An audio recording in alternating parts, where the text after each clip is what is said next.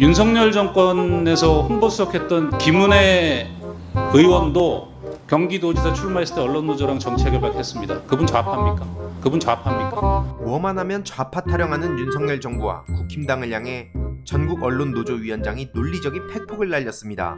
관련한 내용은 뒤에 조금 더 자세히 보도록 하고요. 지금 중앙지검의 김건희 무혐의로 다수 국민들이 분노한 상황에 오히려 김건희 측에서 역공에 나섰다는 소식이 전해지며 한바탕 또 난리가 났습니다.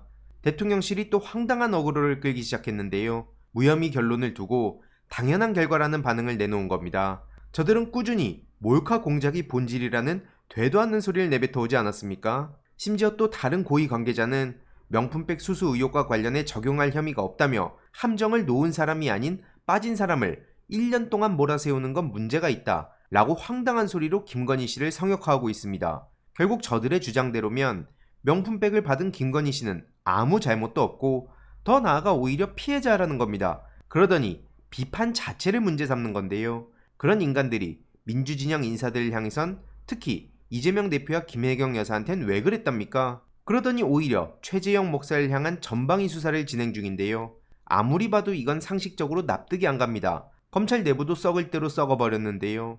대검 감찰부는 김건희 조사 사후보고 논란 관련하여 이창수 중앙지검장에 대한 면담 조사조차 시작을 못했다고 합니다. 결국 이원석 총장의 진상 파악이 사실상 무산된다는 의미인데요. 아예 사건 번호도 부여하지 않았다고 하네요.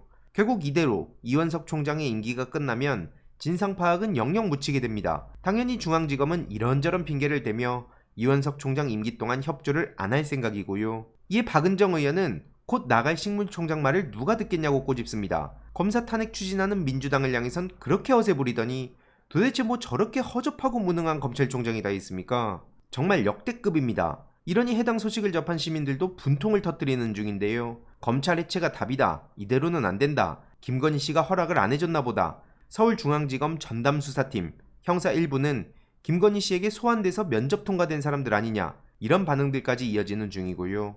앞서 말씀드렸듯이 오히려 최재형 목사를 향한 전방위 수사도 기가 막힙니다. 오죽하면 한 현직 검찰 간부도 윤석열의 내로남불을 강하게 비판했고요. 과거 윤석열과 지금 윤석열이 전혀 다른 사람이라는 말이 괜히 나오는 게 아닙니다. 한 판사 출신 변호사도 검찰 무혐의 결론을 납득할 수 없다는 입장을 전했고요. 왜 이런 소식이 아주 일부 언론을 통해서만 전해지는 겁니까? 오죽하면 조선일보조차 김건희 씨가 명품백 받은 것 자체가 부적절하다라고 비판했는데요. 김건희 씨가 초기에 사과해야 했고 주가 조작 결과도 수년간 안 나오는 건 비상식적이다. 이런 비판을 왜 조선일보까지 나서서 하겠습니까? 그만큼 역풍이 어마어마하게 거세다는 걸 뜻합니다. 이런 상황에 뉴라이트 관련한 막장 인사 역풍으로 윤석열 지지율이 5.1%포인트 급락했다는 소식까지 전해졌는데요. 아직 30%대를 기록한다는 것 자체가 쇼킹하다는 반응이 대부분입니다. 대통령부터 저 모양이니 김진태 같은 인간도 광복절에 헛소리하다가 광복회에 엄청난 비판을 부른 상황이고요. 뉴라이트 막장 인사는 말할 것도 없습니다. 이와 관련하여 국힘당에선 계속 헛소리를 내뱉는 중인데요. 앞서 보신 언론노조위원장의 팩폭으로 이번 영상 마치겠습니다. 윤석열 정부와 국힘당은 입이 10개라도 할 말이 없어야 정상입니다. 지금 청문회 쭉 지켜보셨죠? 네. 예, 7월 31일 날 이루어진 박문진 이사 등 선임이 정말 말도 안 되는 과정이었죠? 이런 식의 이사 선임 과정을 이전에 본 적이 없습니다. 네, 방통위원장이 임명되고 그리고 위원이 임명되고 당일 업무 파악도 하지 않은 상태에서 박문진 이사 선임 등을 한 사례를 본 적이 있습니까? 없습니다. 예.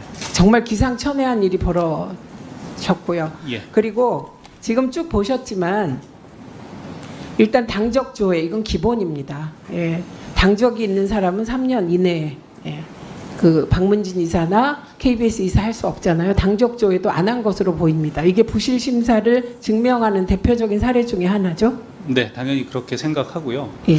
그러니까 제가 보기에는 지금 뭐 독립기념관을 포함해서 여러 기관에서 국민의 상식에 국민의 눈높이에 어긋나는 인사들이 행해지고 있는데 이진숙 위원장과 김태규 직무대행 두 사람에 의해서 결정된 공영방송 이사 선임 과정 역시 일종의 역관주의가 횡행하는 거 아니냐. 그러니까 윤석열 정권과 이념적 코드를 맞추거나 아니면 기존의 다른 미디어 관련 기관에서 뭐 부실 심의, 표적 심의를 통해서 정권의 이해를 대변하면 공영방송 이사 자리를 그 대가로 보장하는 것 같은 뭐 이런 이 부당한 거래들이 이루어진 것이라고 저는 짐작합니다.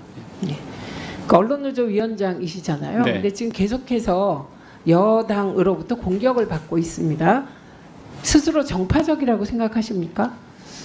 잘 아실지 모르겠지만 저는 문재인 정부 시절에 민주당의 미디어 정책에 대해서 누구보다도 강력하게 비판했던 사람입니다. 그리고 여기 계신 의원님들께서도 불편하실 수도 있는데 민주당의 언론중재법 추진 과정에서 당시에 지금은 여당인 국민의힘 의원들과도 소통하고 대화했던 적도 있습니다. 그리고 그 국민의힘 의원들 일부가 언론노조가 과거에 뭐 특정 정당과 정책 협약을 맺은 걸로 자꾸 시비를 거시는데 윤석열 정권에서 홍보수석했던 김은혜 의원도 경기도지사 출마했을 때 언론노조랑 정책 협약했습니다. 그분 좌파입니까? 그러니까 또 언론노조가 자꾸 공정방송을 해치니 불공정 보도를 하니 편파 방송을 하니 하는데 언론노조는 노동조합이지 방송국이 아닙니다. 저희는 어떠한 보도 기능도 가지고 있질 않습니다.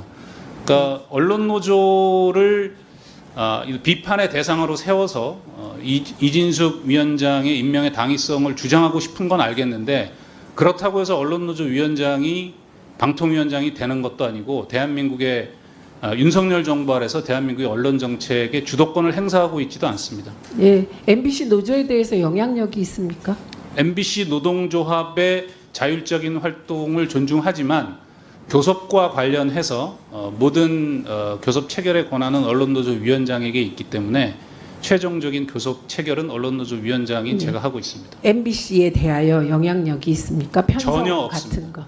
전혀 행사하고 있질 않습니다. 네. 행사하고 있다면 제가 뭐 예를 들어서 저희가 MBC의 보도 내용에 개입하고 있다고 하면 뭐 매일매일 편성표를 받아본다든가 그날 뉴스 큐시트를 받아본다든가 데스킹을 한다든가 이런 행위가 있어야 될 것 아닙니까? 그러나 저는 단 한 번도 그런 일이 없고 지금 안영준 사장 취임 이후에 사장과 통화한 일이 없습니다. 제가 예. 공식 교섭 외에는.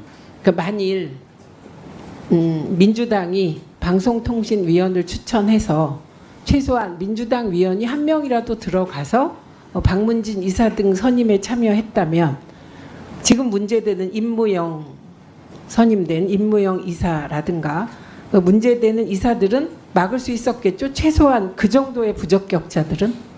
극단적인 인물들은 걸러낼 수 있었지 않았을까 하는 기대를 가지고 있습니다. 재미있게 보셨다면 구독과 멤버십 부탁드립니다. 특히 멤버십 희동이님들께 정말 감사드린다는 점 다시 한번 말씀드리고요. 주위에도 널리 공유 부탁드리겠습니다.